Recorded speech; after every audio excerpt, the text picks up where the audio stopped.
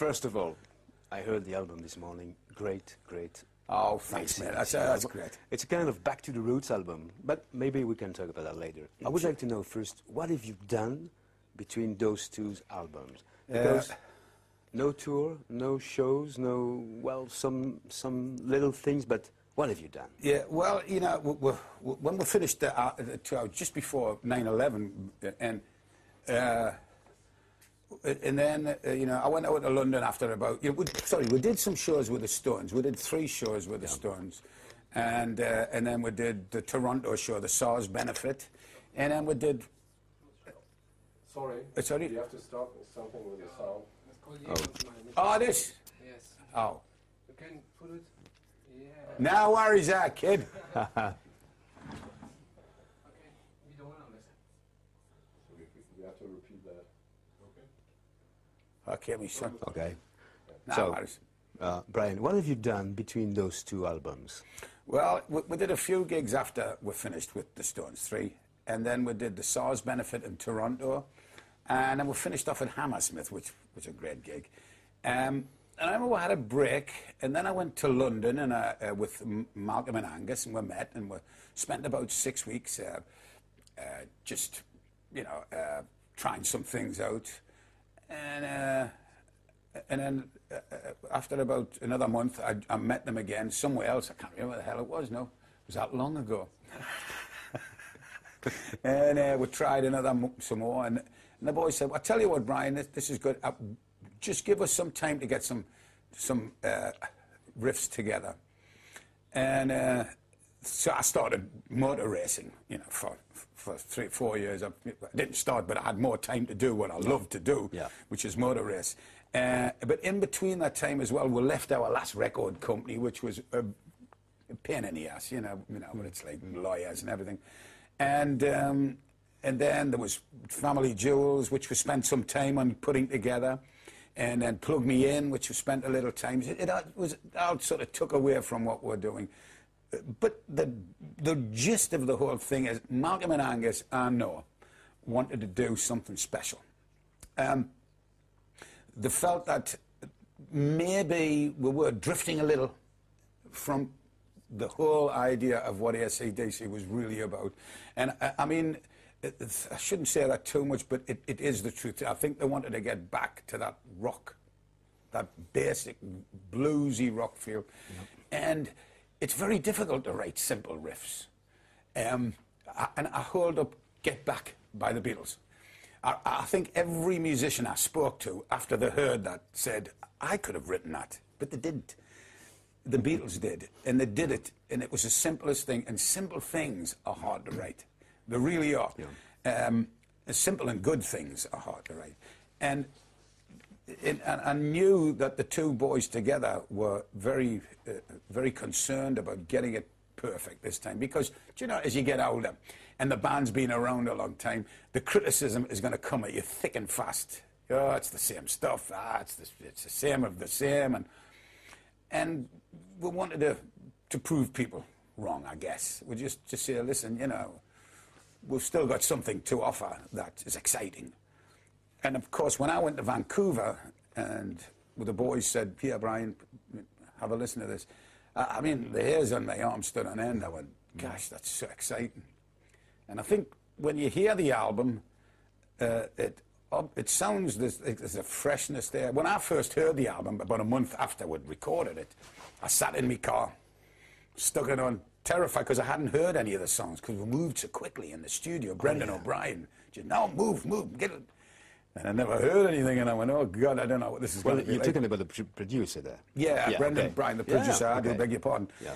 And he was the most positive man I think I've met in my life. And I heard it in the car, and I just went, boy, that sounds like, it was spooky because it sounded like me 30 years ago.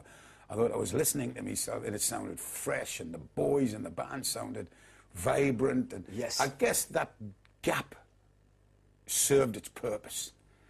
It did something that just gave us a kick up the ass, and we felt great about doing it. But going back to the album... how long did you stay in the studio today? It was 7 weeks. 7, which is short. Quite not very long. Yeah, it's not very long. No. But I remember the first day, about second day, Brendan O'Brien came to me and he said, "You don't like studios, do you, Brian?" And I went, "No, I don't. I hate them."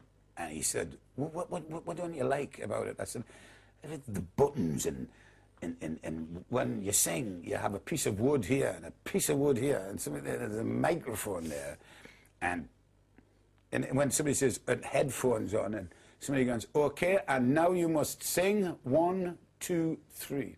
It's like putting a card in and clocking onto work, and I get bored. I'm not the best singer in the world, but what I am the best in the world at is this passion. Yeah. So passion with the ability that I do have mixed together can be explosive, but it has to be real. And to capture that, it was difficult. So he said, give me a night.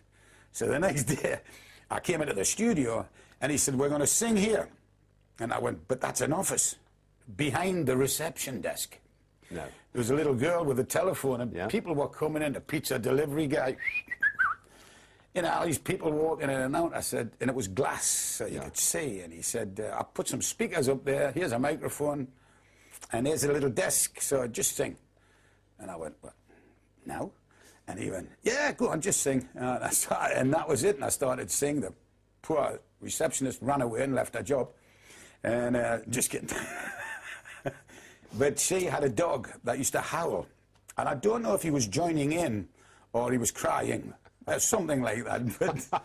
But to me, it felt wonderfully normal and happy. And I just felt like I was in the office with the guys, having a good time. And I guess it came across. But the sound on the album is very rough, very natural, nearly no effect on drums. I didn't hear nearly nothing. Guitars also maybe, but no reverb and things like every band's used to do before. And you know what? To me, your voice is incredibly, well, you sing very well, but good, fresh, like it was maybe 25 or 30 years ago. Yeah. Yeah, I don't know if you share that point of view, but to it's me, different. When I hear some songs like one of my favorites is "Money Made." Oh yeah, I love that song. What a song! What a sing! Great. Well, all songs are great. Yeah. The album is okay, but this one particularly. I'm pleased you like that song. Yes. Because it's one of my favorites, Yes. and it's a strange one because That's a beautiful you know, song. that work, money made. It almost sounds like it's a cross between soul and rock and roll. And it was funny because I was about 4 days in and I was singing, and Brendan O'Brien stopped us and he just said, "Is it Brian Johnson?" Because that's how he talks. He calls everybody by both names. Angus Young or Brian Johnson. And he said, "Brian Johnson, you are the soul singer." And I said, "No, I'm not. I'm a rock and roll singer." He said, "No, you're not."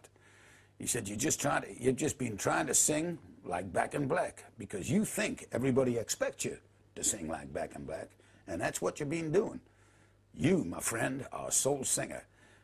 And I didn't know whether to take it as a compliment or not. or what, you know. And he said, "Just do what you're doing and enjoy yourself." And you know, the man was dead right, because I didn't feel like I was trying to do something that was hard. It was just a natural, you know. And I was looking forward to going into the studio, and you know, and just, you know, the melodies, he just said, just make it up. Just make the melodies up. Sing the melodies. And you know, and some of my favorite singers were Satchmo, you know, Louis Armstrong, Louis Prima, you know, and those guys you can listen to forever. And Frankie Miller, another great singer, you know, a singer that should have got a lot more recognition, I think. You know, I've hit the mic again, haven't I? and anyway, guys like that, Cocker, you know, and Greg Billings, you know, from the Greg Billings Band, another one of those guys that have got soft voices like velvet. It's never going to happen to me, but I mean, that kind of singing where they just use the voice like a blues thing, you know. Yes, but and for the first time, there's some kind of bluesy things on there, even steel guitar at the moment. Yeah, that's on a an good intro. man. You can see the alligators when you hear that. yeah. You know, you can see the alligator. Man. Yeah, yeah. Dim, But dim. it's real back to the essential of the album. Yeah. Back to the roots. Well, I mean, it's very close from all the 1979